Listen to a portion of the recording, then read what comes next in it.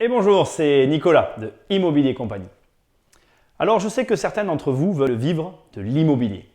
Et je sais que certains d'entre vous veulent voir grossir leur patrimoine immobilier. Je vous rassure, moi aussi je veux continuer à voir grossir mon patrimoine immobilier et moi aussi je veux vivre de l'immobilier. Je ne sais pas si vous avez remarqué, mais bon nombre d'investisseurs utilisent les SCI pour mener à bien leurs projets. Et je vous le dis très sincèrement, je ne déroge pas à cette règle. Moi aussi, j'utilise ce type de structure pour mes investissements. La SCI peut se constituer de deux façons. Vous pouvez soit faire appel à un professionnel, soit la rédiger vous-même. C'est totalement légal. Nous allons voir ça un peu plus tard. Si vous faites appel à un professionnel, vous allez devoir contacter un notaire, comptable ou avocat qui va rédiger les statuts et s'occuper de la constitution.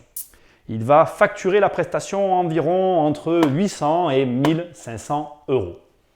Les SCI ont été faits au départ pour des raisons successorales, mais elles possèdent de nombreuses autres qualités, comme par exemple le fait de scinder le patrimoine de l'investisseur, c'est-à-dire que d'un côté, vous allez posséder vos biens propres, comme votre résidence principale, et d'un autre côté, vous allez avoir vos biens, vos investissements qui seront bien scindés en deux.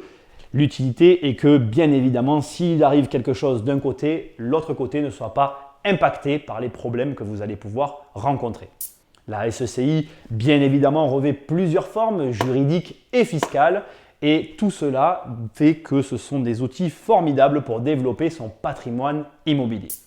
Si vous êtes intéressé pour savoir comment faire une SCI sous seing privé, en cliquant ici ou ici, vous allez accéder à une autre vidéo qui va vous expliquer comment faire.